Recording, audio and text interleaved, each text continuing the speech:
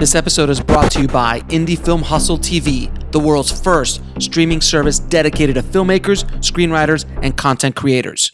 Learn more at indiefilmhustle.tv.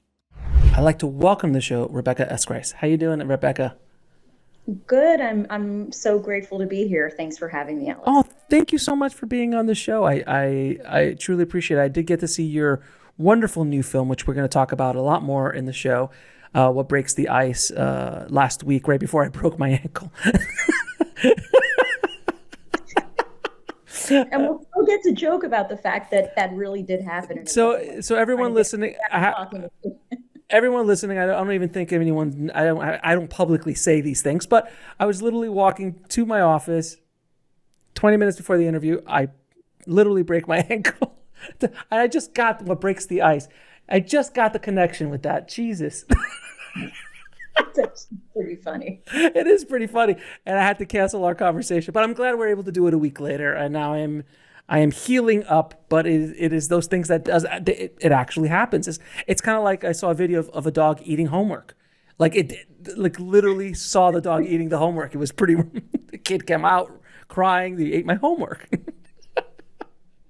So let's get started. How did you get started in the business? Well, actually, I kind of have it's pretty cliched. I would actually say let me start with where I started wanting to be a filmmaker, which was that when I was pretty young, I used to be that kid that stole my dad's video camera when we were on family vacations. And, I think a lot of kids that decide that they want their career to go in this direction, become fascinated with it at a young age. I went to a film summer camp, which I later found out our cinematographer, Greta Zozula, as well, went to the same program that I did. And we developed our love of telling stories with cameras. My first job, actually, what I would consider telling stories for an audience other than my family, was at Forbes.com, where I was a writer and producer for the news. Mm-hmm. And the whole world of internet video was very new and different, and we were figuring out what to do with it. And it gave me a platform to experiment, and I was very grateful for the people that gave me that opportunity. That's pretty awesome. And you also had a chance to work with the late, great Jonathan Demme. What was that like? I mean, working with, he was a master. He was an absolute master. And obviously we could all look to Silence of the Lambs and some of his other films, but Married to the Mob and so many other films that don't get as much spotlight on. He was wonderful filmmaker. So how did you get involved with Jonathan? I got involved with Jonathan. I'd worked as an assistant in the Hollywood game for about 7 years out in LA after going to graduate school at USC. And my last job out there for a stint was working at Denovi Pictures. Wonderful opportunity. I really learned the world of development and how a movie goes from beginning to end through both the independent world and the studio system. I wanted to move back to New York. I wanted to get into learning how to be a director in my own right. And I felt that my previous job experience was parlaying into that opportunity. And I had a really great friend, Courtney, who I had met actually doing a short film in Oklahoma, which was my student thesis film as a graduate student. And she called me up and she said, I think there's a job opening for a movie. I don't know who it's for, but I think it might be something that would be great for you because it's actually for a director and it would be like the proper next step for you. And I ended up going and meeting Jonathan Demme. And what year was that? What year was that? This was in 2014. So yeah, he's definitely Jonathan Demme at that point.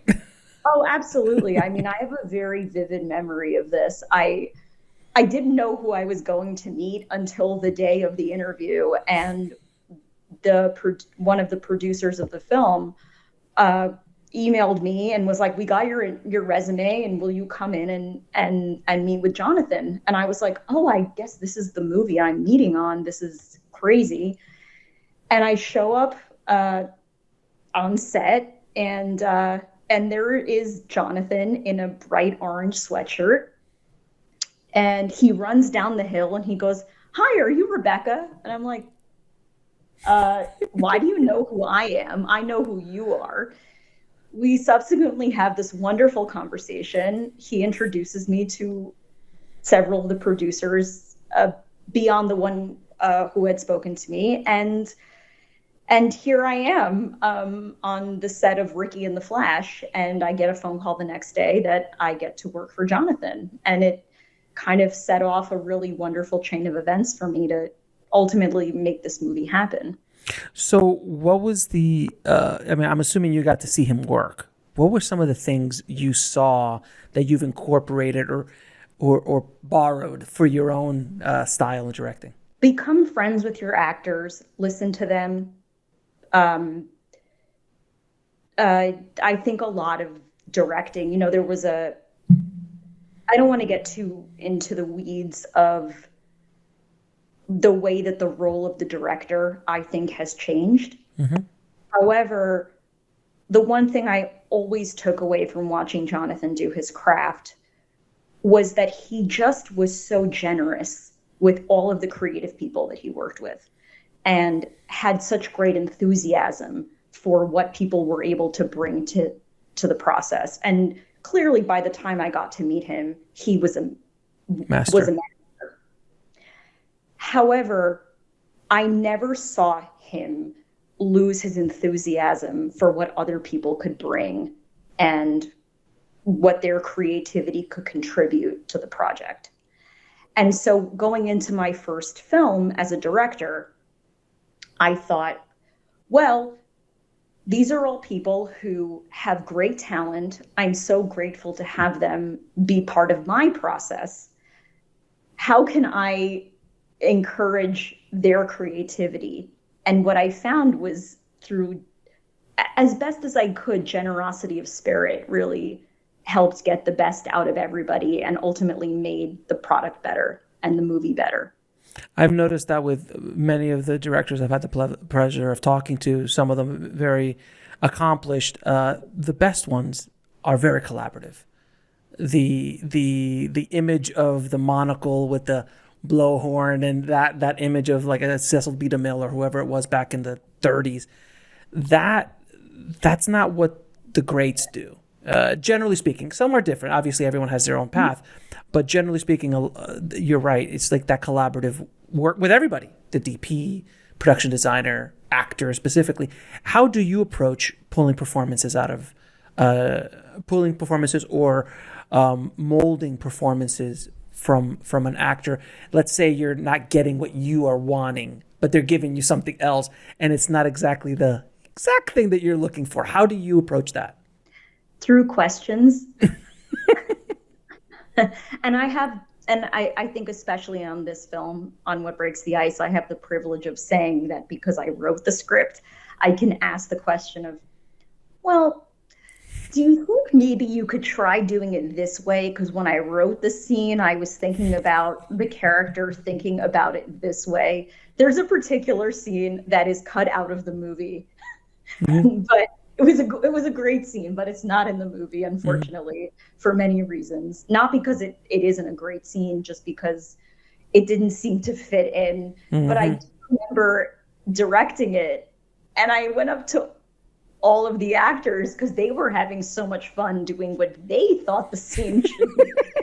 And I said, "Can you please remember what point in the script we're at right now?" And they go, "Oh, yeah. Sorry, we forgot." Well, that's your job as a director, is to kind of bring. Of course, absolutely. But when you're behind the camera and you really want to elicit honesty, especially with young actors, and I think that's the privilege of working with young actors, is that they are so talented, they're so passionate, they are so visceral, and you want to let them give you what they get off the page. So I didn't want to be too controlling, but then I said, can we just go back to where this scene is? Can you guys just try to rein it in? And they were like, oh yeah, I'm so sorry. You're right. That it was like it was around the second take. Yeah.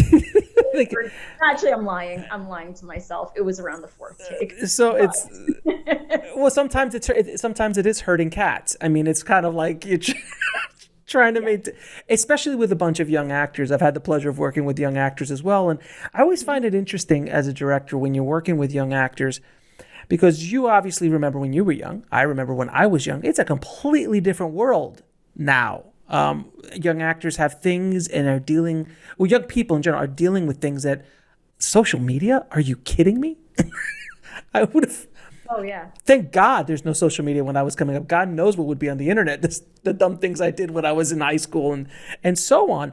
So there's certain things that they bring. Do you?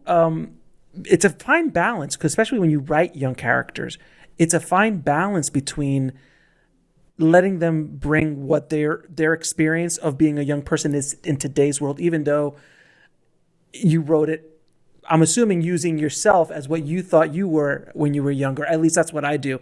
When I write, I was like, yeah, a young person is a young person, but there's definitely different forces against, that put pressure on those young. So how do you balance that?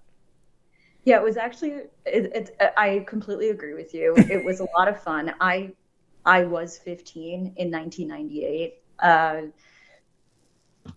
What we had, the most fun conversations for me were how much the actors related to the story, and then the things that they didn't relate to about the story at all, where there were no cell phones.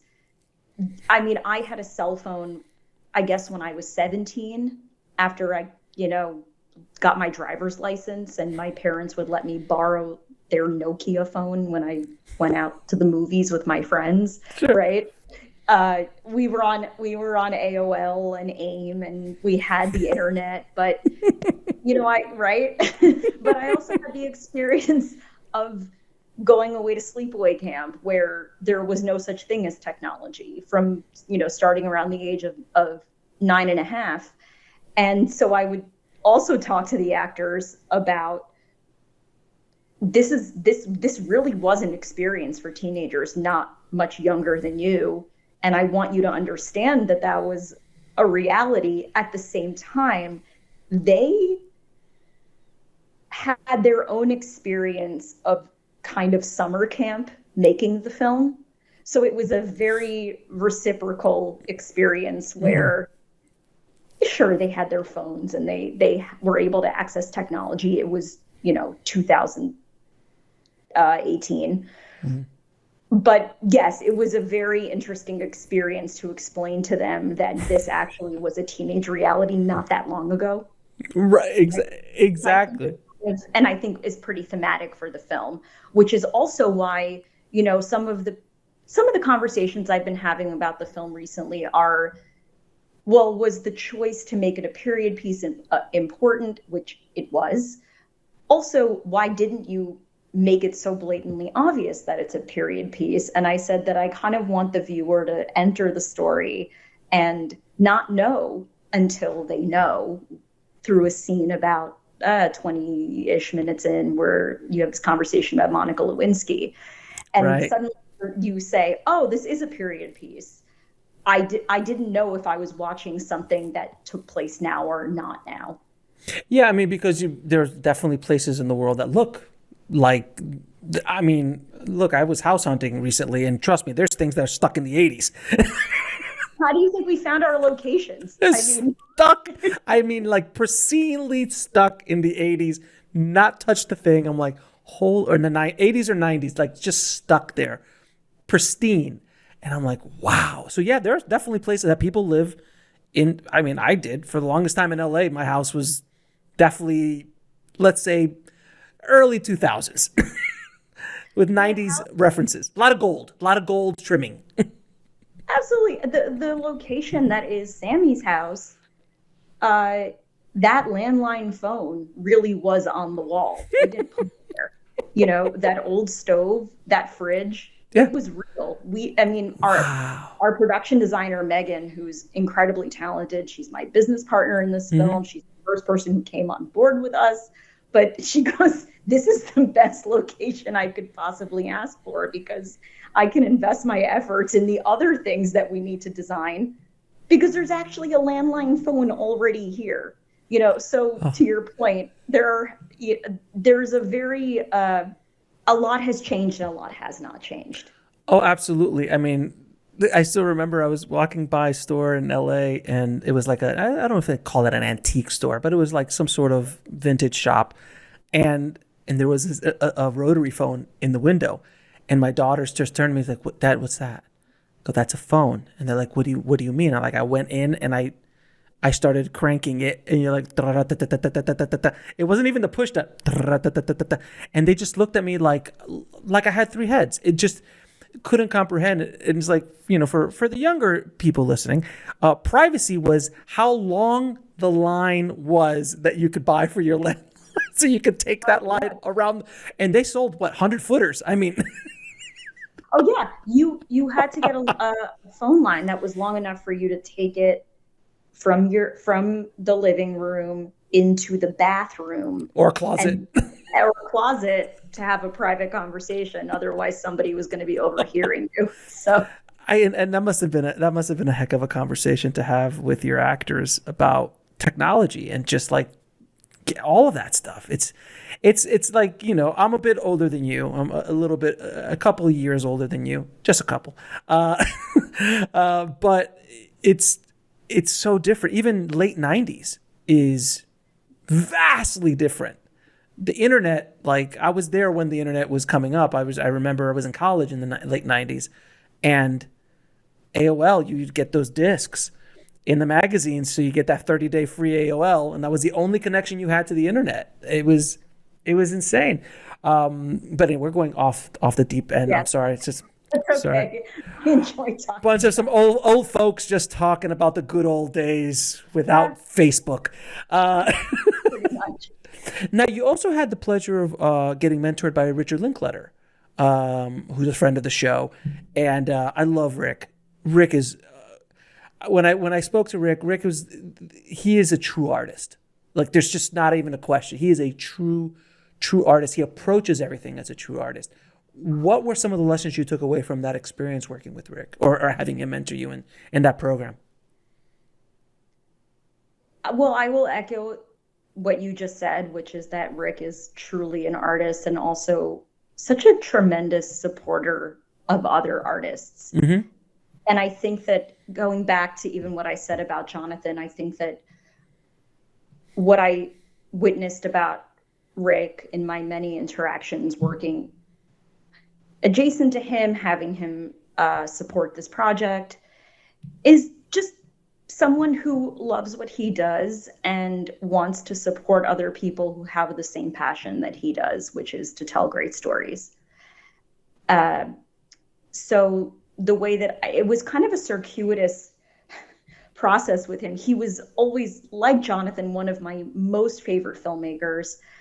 I actually often say that the very beginning of this project was that I went to see him do an early screening of Boyhood at the IFC Center, and I think that movie is a total masterpiece. And he was talking about, you know, how he came up with the idea and how that project came to fruition. It's insanity, pure insanity. Insanity, genius. Yes. Right? And I thought to myself, what would girlhood look like to me? And that's how I started writing this film. And then, you know, 5 years later, or was it, I guess, let me do the math again. 4 years later, having the opportunity to meet him in person as a mentor to this project through the artist intensive through the Austin Film Society, where I had earned a grant that supported the movie. And it was a cool opportunity. We just did the thing that artists dream of doing, which is we went out to his beautiful ranch And we had other filmmakers like James Ponsold and Athena Sangari and Jay Van Hoy, who's a brilliant producer, be there to support us and talk about how I could take my script from something that is an idea and a dream and something I want to do through another draft, and then ultimately taking it out in the world and raising money to get it made.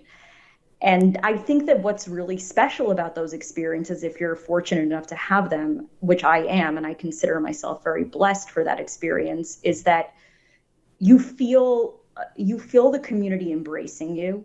And I think that the film community can feel very welcoming, and also feel there's a tremendous amount of rejection. And right. And so when you finally have, when you have an experience that feels warm and nurturing, it gives you the energy and the enthusiasm to believe in yourself, which is incredibly difficult. Oh my God. And that was what my experience was, getting to meet Rick and have him be involved in this movie. So I mean, we get rejected so often in this business, and we get beat up so often in this business. Like I always tell people, the thing is, we're all going to get punched in the face. We all still get punched in the face. I don't care who you are. You could be Steven Spielberg. Yeah. Punches come towards you. Now, whether you know that you're in a fight is one thing. Whether you know a punch. But I am. It's like some people don't even know punches are even a part of the game until they get knocked out, and then they're out forever. And as you get older and as you go through you start learning how to take a punch and keep moving forward. You learn how to duck a couple. You learn not to even be there. You might not even in the room. Sometimes those are things you learn along the way. But we're so abused as artists in this business that I can only imagine when you have like an idol of yours invite you over to their amazing ranch and you get to work and be creative and work with others. It must not feel real. It must be like, wait a minute, there's a punch coming somewhere. Where is the punch going to come from? It's going to come out of the woodwork. I'm waiting for it, but the punch doesn't come because it's such a weird place having a nurturing filmmaking experience. Is that fair to say?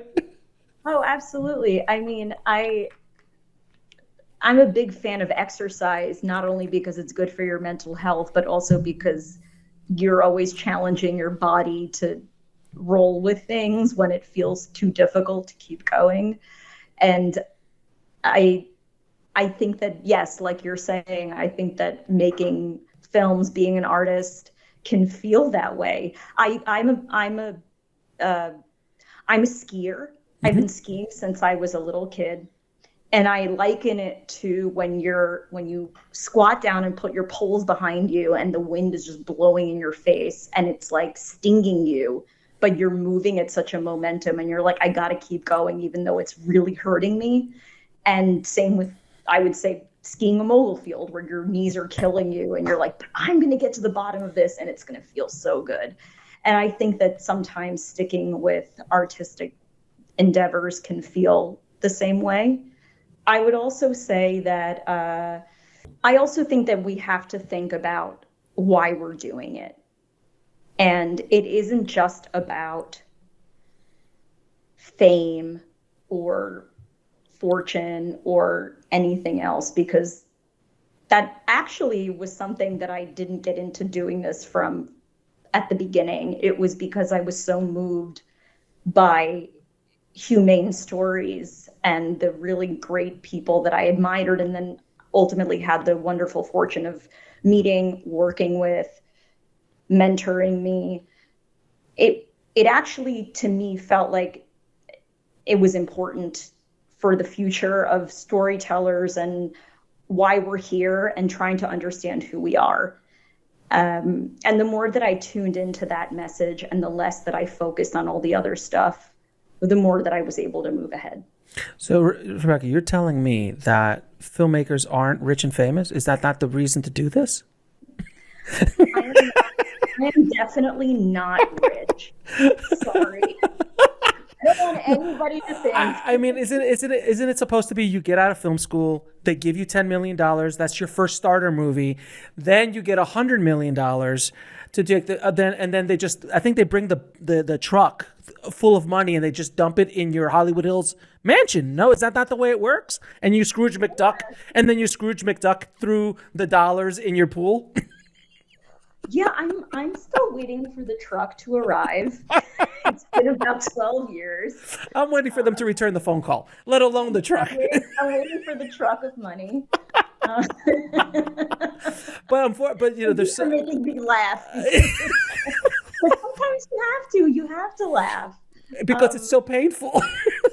And look, when you were in film school, and you went to a wonderful film school, you know, when I went to my film school, no one told me the realities of what this business was like. No one. They teach you the fluffy, like, oh look, there's Steven Spielberg, and oh look, there's Hitchcock, and oh look, there's George Lucas or Coppola or any of these people. I'm like, oh look, that's what directing is.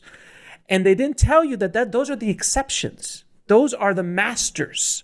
And in all of them, every one of those names I just laid out had a struggle to get to where they were. Not one of them just walked in and goes, oh, you shall direct. And it doesn't exist. But no one ever tells you the truth. The closest I got to the truth was I was taking, oh my God, I never forget this teacher. He was a grip. I was in a grip and lighting class.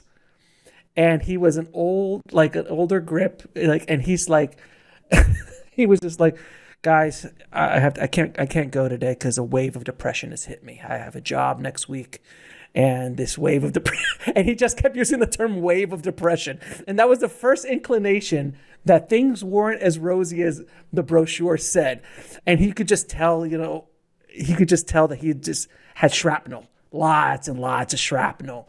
And I want to ask you, so, I come from, I'm a Latino man, and I've had my struggles as a director, especially in the 90s, where if you even had a Spanish speaking person in your commercial reel, you couldn't do English because they're like, oh, he only does Spanish. Stuff like that.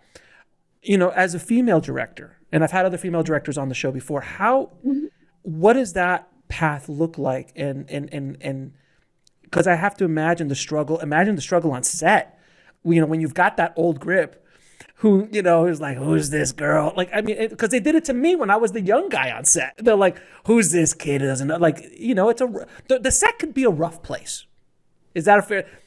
The rough could be. Absolutely. So I love all the things you just said.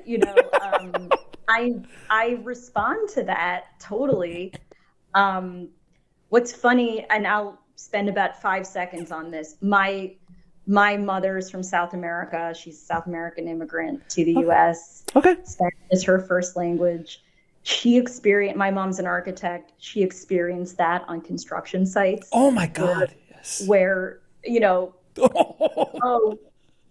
Spanish is your first language. You must, even though she's perfectly bilingual, but I learned a lot from her about what it felt like to be somebody who moved here when she was a teenager and didn't speak any English and had to, and doesn't necessarily look like somebody who would, I mean, I don't want to get into all of that, but she, as a female and as someone who necessarily didn't have what it looked like to be, oh, I'm someone here who's in a position of authority. And and so therefore, what I learned from her was you show up and you just be you. And even though she was someone who didn't present as what they thought was the position of power on a construction site, which is the architect who designed the project, shows up and didn't look like what the people working there thought that their boss should be. What I would then say for myself on the film set is I had a day where I think it was our first day of shooting, and I saw our first AD, our cinematographer, a couple other folks, and I was late and whatever.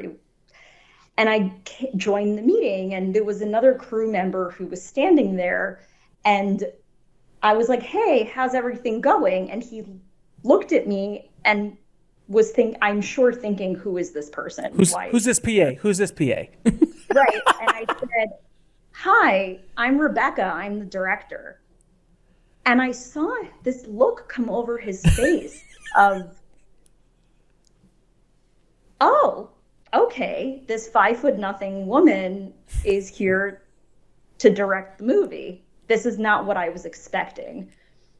And that was a really empowering moment for me, but also a little bit weird because I also wanted to be like, didn't you read the call sheet? But at the same time, it was a long-winded way of saying, yes, it was, there were definitely challenges being a woman director. You know, to go back to your previous question, I came up as what used to be called a D girl, which is has become thought of as a pejorative term, right? It's like you're basically like a development girl. It's like a girl who works for producers and reads scripts. And I found it to be an incredibly educational position.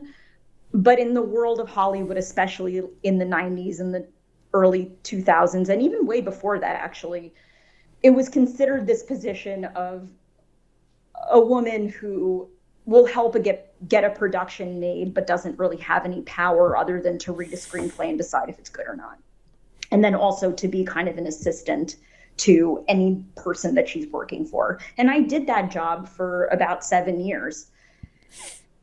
And what to me was fascinating was that I always knew I wanted to be writing and directing, but I really wanted to understand how the industry worked. So I thought, what better way to get a job where I get all the insider scoop on how this whole industry works? And then I just jump on over as I'm moonlighting as a writer at night and trying to never sleep in order to eventually become someone who can make their own films. But in the industry,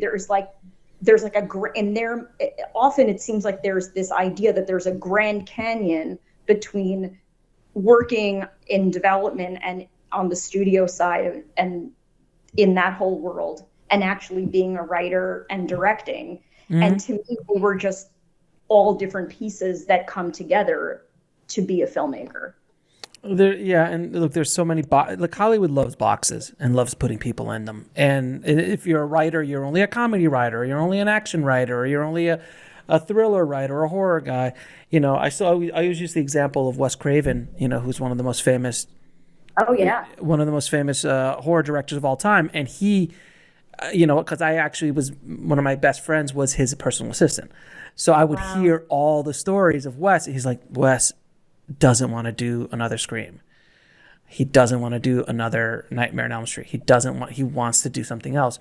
So in order for Miramax at the time to get him to do Scream 2, they gave him Music of the Heart with Meryl Streep. I remember that movie. It was called... when you... 500 Violins. Yeah, when you saw it, you're... the first thought that could come to your head is this a joke? That this is... Did Wes? It's like Alfred Hitchcock doing Dumb and Dumber. Like it doesn't. Though I would be interested in watching that. But he was caught in that box, and it was a beautiful movie. I love that movie, but it didn't do business. So because it didn't do business, he get back in your box, and he was there for the rest of his life.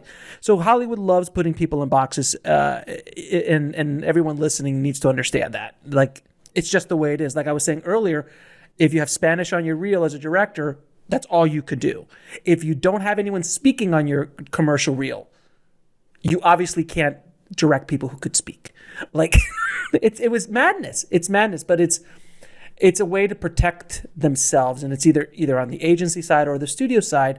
Everyone's always covering their own ass, and everyone's always trying to protect themselves because they're only one bad mistake from losing their job. And that's why there's no risk. That's why there's no creativity. There's no new material coming out. We all keep remaking the stuff from the 70s, 80s, and 90s, right? So, and then we're stuck in the indie world, which is great, but the budgets aren't as nice. I have no idea what you're talking. Which brings me to another question. How did you get this project off the ground? How did you get the financing for it? Because it doesn't have a superhero in it. It's not based on a book about a wizard. So how did this get financed? Well, going back to, I'm sorry, I thought there was a wizard in this. Did I not see the right movie? They sent me the wrong link. Yeah, no, so I mentioned earlier, I have a good friend, Megan, who's a production designer. We had met when I was a graduate student at USC, and I actually started out before I always wanted to be writing and directing, but I was also doing a lot of work in the art department. And I hired her to be my art director on a thesis film that I was doing for one of my friends at USC. And I, in the meanwhile, was telling her about my thesis film that I was going to be directing and producing in Oklahoma called Noodling, which was a self-financed project, and that I had raised the money for and also gotten some grant money from USC. And it was based on an article I read in the New York Times about basically hand fishing, which is what noodling is. And when you're a girl from Great Neck and Long Island and you've never done anything. There's no noodling in Long Island. Outdoorsy aside for playing tennis. You're like, this is really exciting. So I ended up making this film. She came with me, and she was the art director on the film, and we ended up just staying good friends. And she was working on lots of different projects in LA. And we had always talked about doing a feature together. And I sent her an early draft of the script, and she said that she had access to financing for people that it was more either gap financing or people looking to put first money into movies with the understanding that that wouldn't be the only money. Mm-hmm. And we decided, we've made a good team on various short films and really low budget independent films.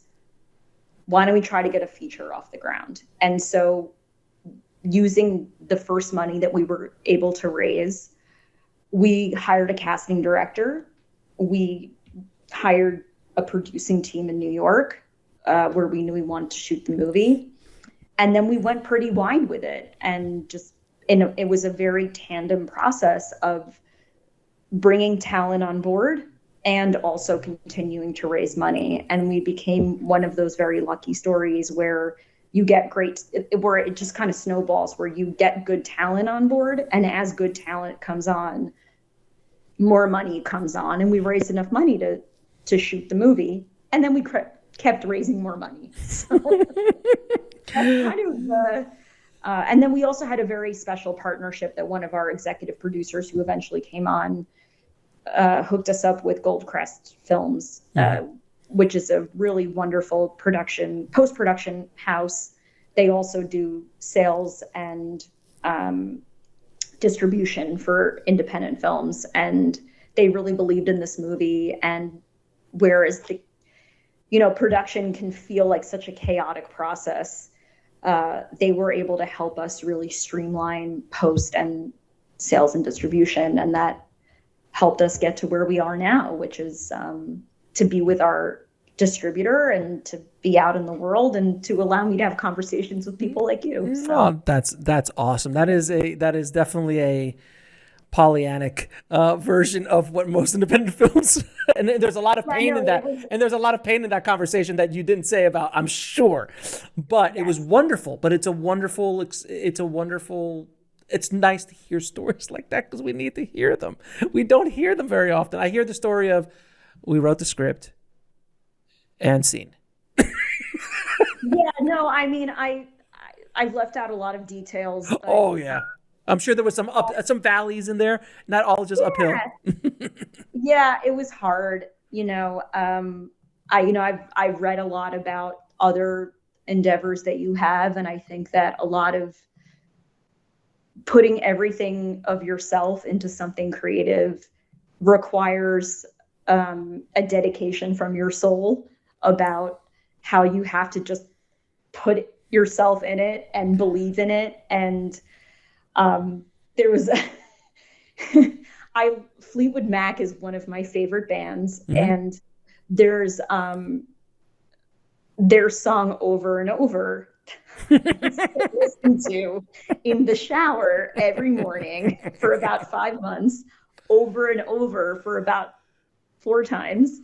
And then I would say, okay, now it's time for me to get out of the shower and start my day, because I feel that I've cleansed just over and over and over all of the things that are hurting me, that are scary, that are painful, that I don't want to face, that I'm feeling scared about, or wondering if I made the most horrible decision of my life, which is to invest so much in making this film and in my career generally, because I didn't just wake up one day and decided I wanted to write and direct a movie. This was the culmination of actually 20 years of my life.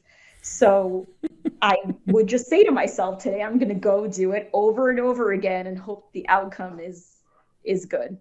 And I think that's a great theme song for many filmmakers, over and over again, over and over again. And I want everyone listening to understand that no matter who you are and how big you get, you're always chasing the next project. You're always chasing the next budget, the next financing. Unless your name is Chris Nolan, Coppola just came out and he's like, I'm just going to put $100 million of my own wine money into my opus, because nobody wants to finance this film, and I'll put my own. And I was like, he's 82. God bless him. God, it just gave me such a warm feeling. I pray I could get him on the show one day to just say thank you for, because most men of your age, directors of your age, I'm like, I'm good. I'm done. I directed Godfather. Quit. You're done. You're done. You did Godfather 1 and 2, let alone Apocalypse Now and a million other ones you did. But you don't need to prove anything, Francis. But he's an artist, and he will always be an artist, and that is that spirit that soul that you were talking about. And I also want to ask you, because I got this a lot when I was coming up, the first time director thing. Did you get the first time director conversation? You're like, oh, you're a first time director. We can't give you millions of dollars or anything to make this film. You also don't have any major movie stars in this. How are we going to get this done? Did you have to run up against that? I know writing helps a bit. When you're the writer, it helps a bit. But what was your experience with that? Absolutely ran up against that. I also heard you need to hire this cinematographer or this. You need this actor. Everyone involved in this movie, I could recognize immediately, was so incredibly talented and was who I wanted to do it. And I was very fortunate that I could agree for them to work with me. Absolutely. Of course you run up against that. I mean, it's impossible, right? At the same time, I have found that if you have tremendous conviction in your beliefs and you actually, you really stand up for what you believe in, people will actually get behind you if you believe in yourself. Right. I know that sounds like a very cliche, but it's the truth. One of the most important meetings that we had around this movie, I mean, we had several important meetings as far as financing was concerned, but I can pinpoint one in particular where I was in a room with 15 people and I gave a very impassioned speech about why we needed to make this movie with the team that we had and why we needed to do it now. And the person who was in charge, a man older than me, he said to me, I get it, Rebecca, and I hear you. I understand you're this close. And then later that day, we heard that they had agreed to come on board and we were going to be able to greenlight the movie. And that, again, not to your point of sounding Pollyanna-ish, because it was not Pollyanna-ish, the process. But I found that if I wasn't completely forthright and I didn't put everything into this, I recognized that it wasn't going to happen. And I also and speaking of, you know, the things that we do for self-care and to calm our minds and to say, okay, if this doesn't happen, I'll be okay, was I used to also play this game of, well, what if this doesn't happen? What if I put 150% into this and it doesn't happen? What will I do? And I had my backup plans of all the things that I was going to do if I couldn't get this to happen for me and for our team. And having that peace of mind actually, I think, helped me have brutal confidence in this, because I wasn't afraid if it failed. And then I think it did, and then it didn't fail. So here we are. And it's wonderful that you say that, because you know, and this only comes with age, unfortunately. I wish I would have learned this when I was 20. But that when you put yourself out there and if you're honest and true to what you're trying to be as an artist, the story you're trying to tell, the project you're trying to get, if you're truly being authentic, people sense it. People around you, your crew, financiers, distributors, the audience, all feel that authenticity. Whereas if you walk in half foot out the door, you can't go halfway. You have to go 100%. You've got to kind of burn the ships at the shore to a certain extent. You had backup plans, but you have to burn that ship. You have to, because it's just too hard. And there's I'm sure that when you were in that meeting with 15 people, there was probably another 10 projects in the waiting room. And if they would have come in more, if you would have gone in half-ass, you would have never gotten it. And that's something that they don't teach you at film school. They don't teach you these things. That's very true. You know, as we both can relate to about film school, I will say I met some of the best people that I've ever met in the world in film school. Yeah, they're wonderful. And those were honestly like the best years of my life. So much fun. So much fun. And I watched all the movies I wanted to watch. Yep. So I wake up today, and that's all I'm supposed to do today is watch movies. And one of my absolute favorite classes I took at USC was a David Lynch seminar, and it was so perfectly scheduled. It was Tuesday mornings at 9 a.m. There's nothing weirder than going in and watching a David Lynch movie at 9 o'clock in the morning. And then walking outside. I just watched Wild at Heart at 9 in the morning. I don't even know what to do with the rest of my day. It's like taking shots at 9 in the morning. Yeah, you're like, I think I'm drunk, but also it's now, right. So, and then I wrote a 10-page, and speaking of like having gone to college where I was like an art history and English major, where you had to write all these intense papers, I got to write a thesis paper about Mulholland Drive and Sunset Boulevard. And it was the best. Like, what could be better? So I loved film school for that. At the same time, I agree with you. When you don't get to wake up at 9 in the morning and watch Straight Story, or Seven Samurai, or whatever, right? Right. So Criterion Collection, of course. Right. So when actually then suddenly they toss you to the wolves and they say, okay, well now go do it. And now you're waking up at 7 a.m. because you've got to go sit at a desk and roll calls and read scripts, and it's so vastly different. Right? Sorry, right? I'm just going back. I'm back. I'm giving flashbacks.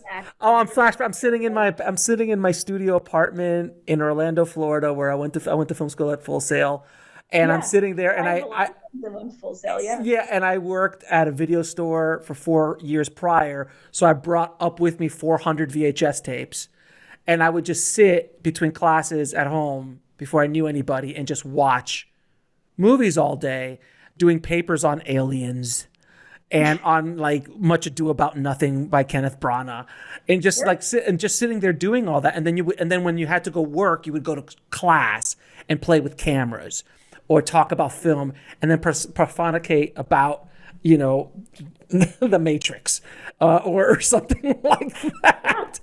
It's just the fun of it. And that was so wonderful, but that's not life. That's not the reality of this business. That's a part of it. And watching films and talking about films and writing about films and all that, that's all part of it. But it is not the reality of, it's like going to art history class and looking at the masters and then sitting in front of a fresh canvas with some paint and going, do it. Right. And I agree with that. And I actually am a painter, and that's actually how I got into the arts very young, and I was a visual arts minor in oil painting, and that's awesome. But I think that it prepared me, to use your point, oil painting prepared me for the process of making films, because you have to draw it and let it, and then you let your drawing sit, and then you do a portion of the painting, and then you let it sit, and then it has to dry, and it takes months, and it requires incredible amounts of patience, and then the rest of your week happens, and you have to have a job, and you have to work hard, and you're like, when am I going to just be able to finish my painting, and then who's going to see my painting? Where is it going to be displayed? Is anyone going to like it? Can I sell my prints?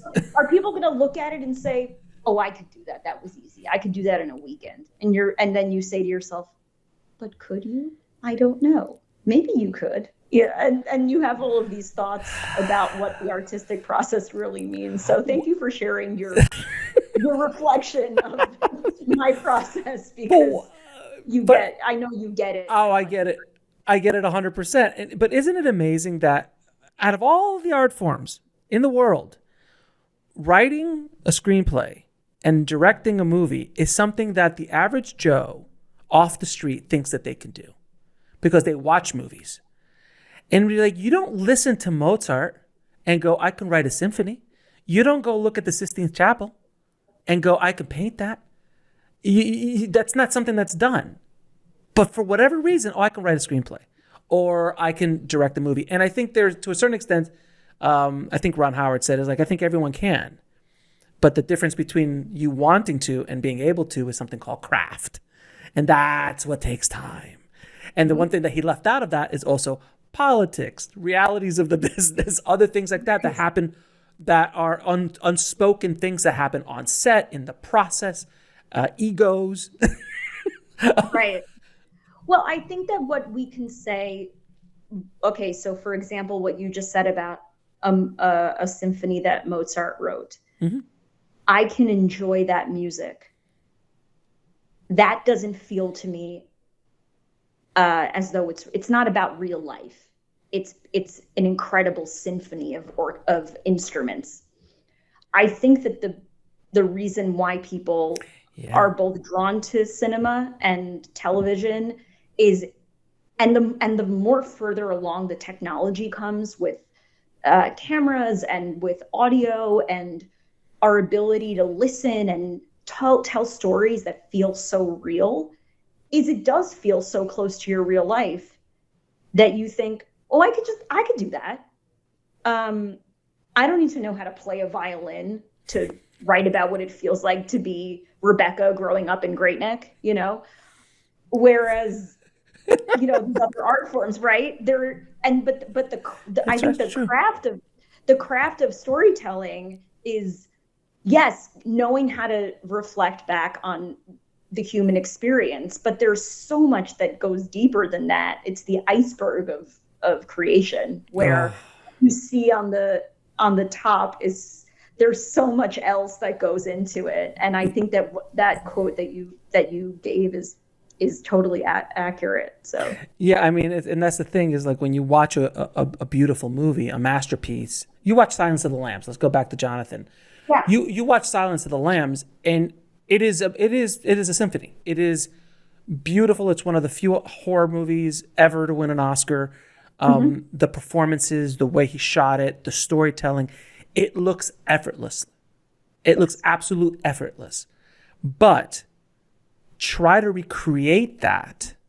It is so difficult to tell a story of that magnitude with those with those layers, and the layers upon layers upon layers of the characters and the subplots and the themes and the character arc. There's so much craft within all, and then it's not just Jonathan.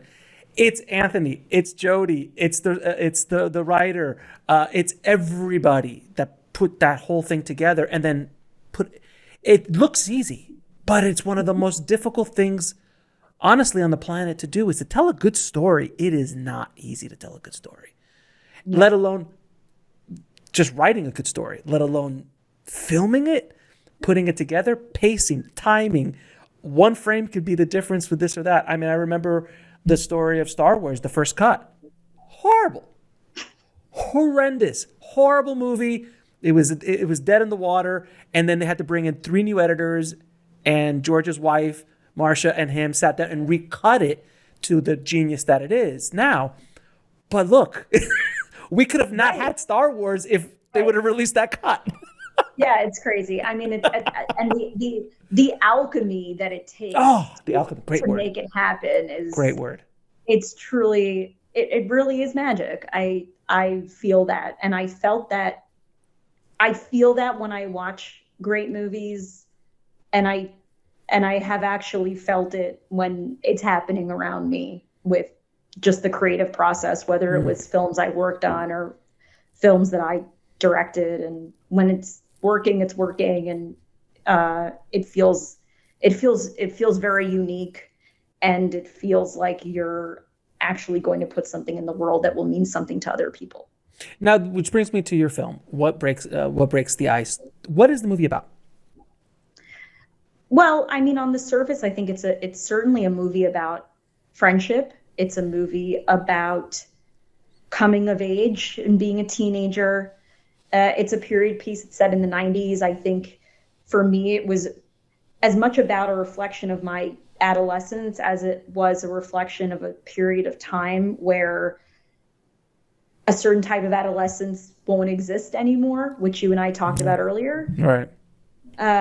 Getting lost, kind of being untethered from the quote real world, and for I think young people, that's school and the pressures of being a teenager, and the summertime is when you get to be a kid. And I wanted to make a film about that. The film also takes a different turn about halfway through. A little bit, slight turn. That's slight turn. And for me, that piece of the story, I wanted to also tell a story about people that aren't perfect.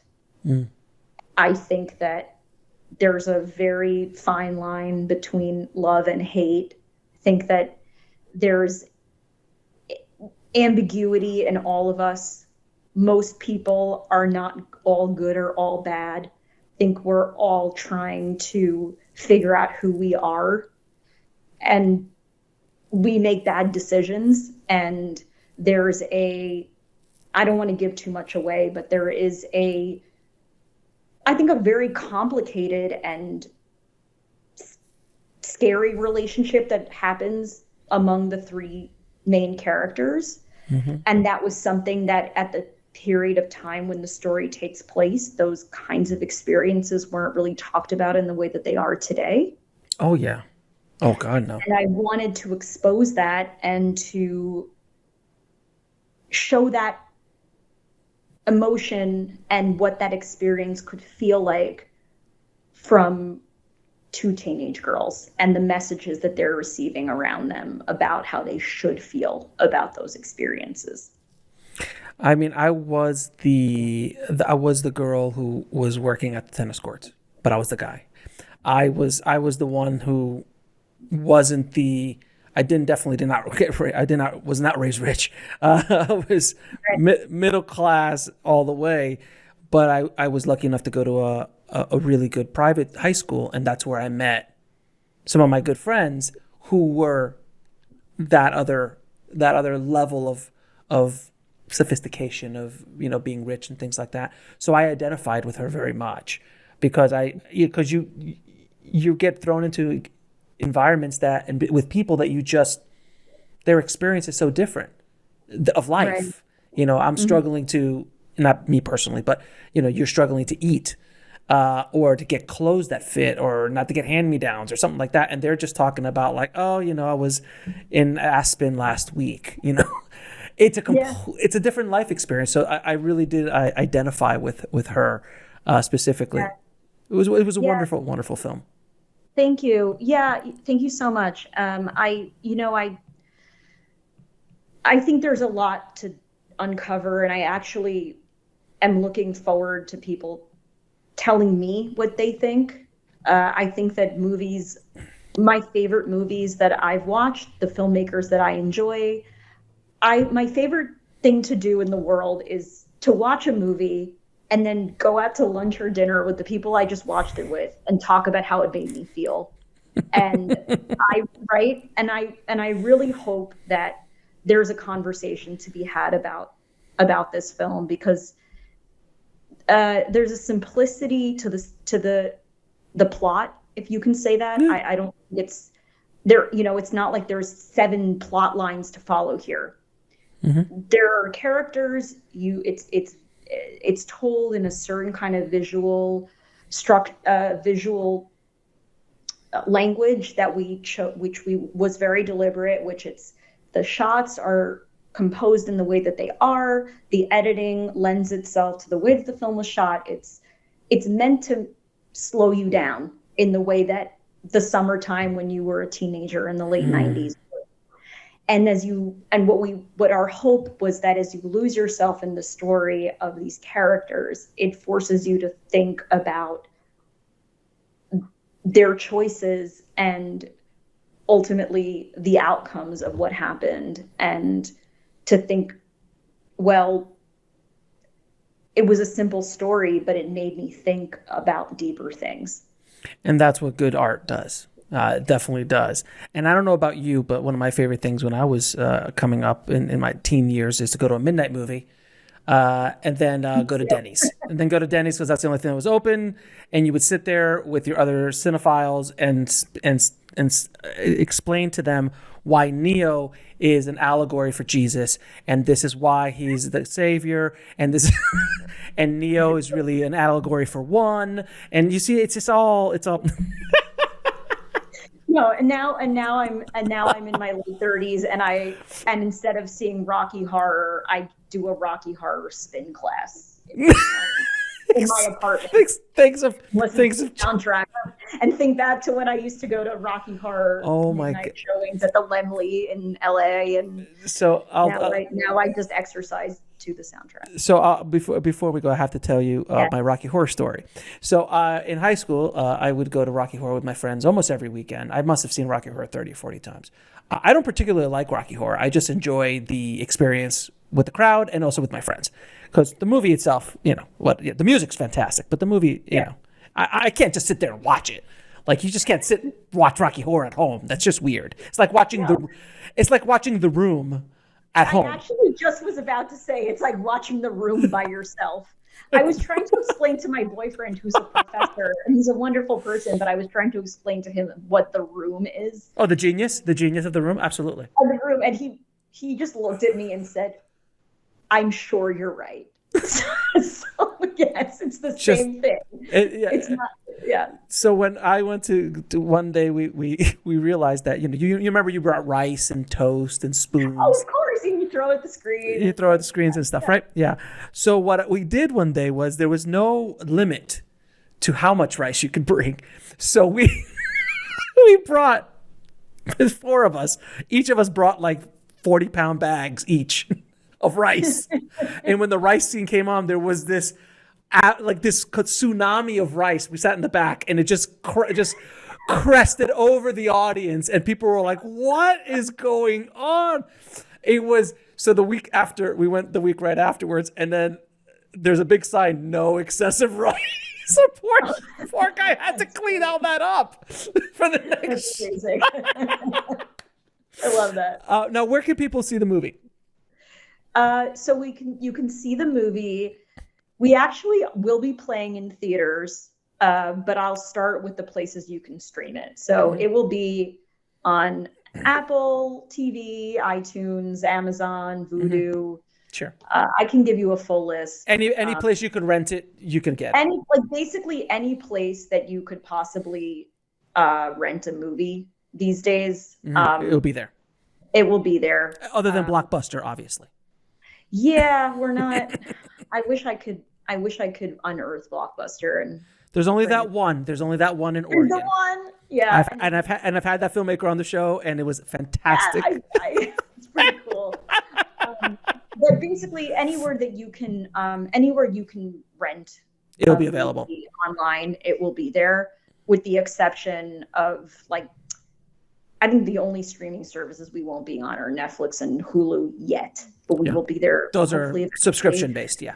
Yeah, and then also if you're a cable subscriber, every VOD. Cable subscriber will have us in their on-demand section, and then we will be in five cities. I think it's Boston, Houston, Chicago, Seattle, and the LA greater area. Nice. And I can share that with you. Yeah, we'll put it in the show notes. So don't worry about that. Now I'm going to ask you 3 questions I ask all my guests. Okay. What is the lesson that took you the longest to learn, whether in the film business or in life? Patience. That's mine. I'm still learning it. Patience.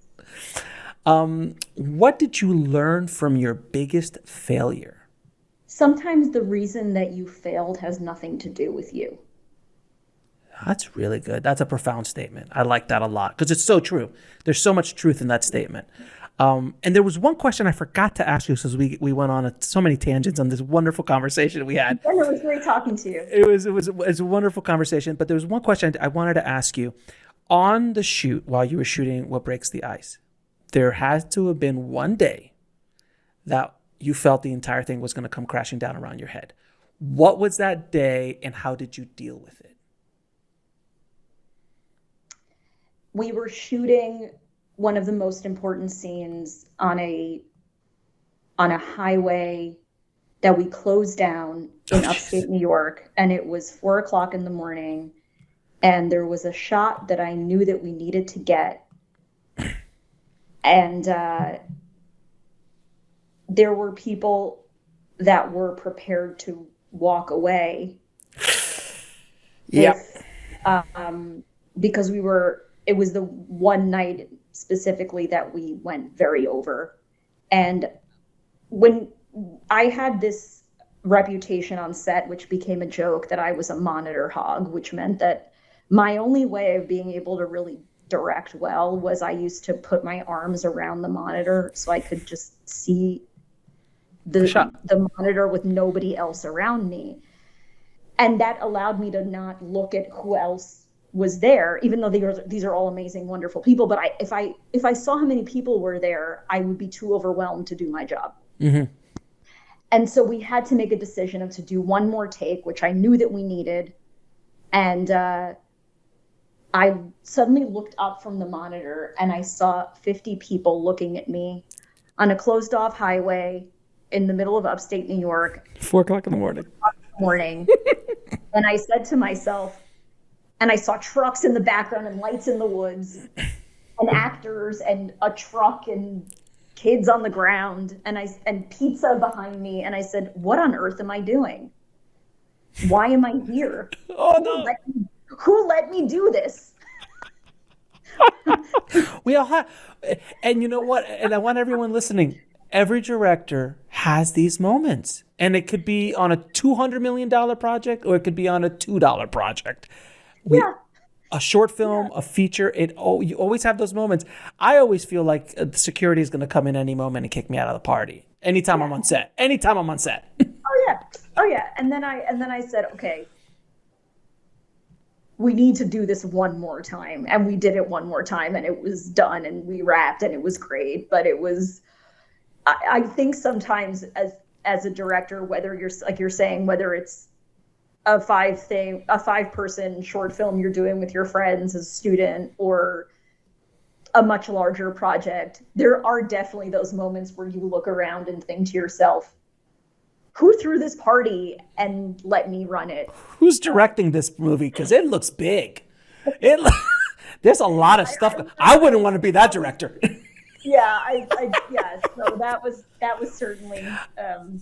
I'll give you one little story before we go. When I was directing my demo reel for my commercial demo reel, I'd spent $30,000 out of pocket, which I had taken a loan out from my grandpa to write, because we were shooting on 35, because that's all there was. So right. we were shooting 35, and day one, within the first 30 minutes, my entire grip and electric walked. Because the DPs, if you notice, I said two. I don't know if you've ever been on a set with two DPs. That was fun. They had gear, so they had a grip truck, so that's why I hired them. Mistake one, never make that again. So my DPs were so unprofessional that the professional grip and electric crew said, we're not going to deal with these monkey DPs. And they called them the monkey DPs for the rest of the 3 or 4 days that we were shooting. And they walked, and my producer had to bring back her brother, who was the key grip, who then brought the rest of them. This is day one of my shoot, of my big shot as a director to start my directing career. Wow. That's where I came from. Oh my goodness. That's a lot. I mean, and that's day one. I'm talking about, I think, day 14. So no, this is day one. I have a lot of sympathy for that. 30 minutes in. It wasn't like halfway in. 30 minutes in, they're like, these guys obviously are monkey DPs. We're not going to work with these people. Oh, wow. Oh my God, it was amazing. Last question. 3 of your favorite films of all time. I'm going to mention one first that I saw recently, which was Another Round, Thomas Vinterberg's movie. Mm-hmm. I absolutely love that film. It was one of my favorite movies that I've seen probably in the last 5 years. Second would be Dazed and Confused, not to go back to Richard Linklater, but that is a movie that I've probably seen 15 times. All right. Love that movie so much because I don't know what it is that draws me in about, again, simple story, but it's authentic. It's just so, you feel so much for those characters, and there's so much emotion that's brought through in that film, even though it's so simple in certain ways.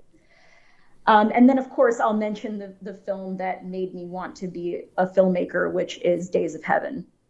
Oh, Malik. The film that I saw at that film summer camp when I was a young person, and I was blown away that you could film a whole movie during magic hour, and it just completely blew my mind. Because it's Terrence Malick, that's why. Only he could shoot 15 minutes a day and get away with it. Yeah, I know, right? And but I also feel those are 3 movies that I think I can immediately mention that are just 3 films that have recent, present, past.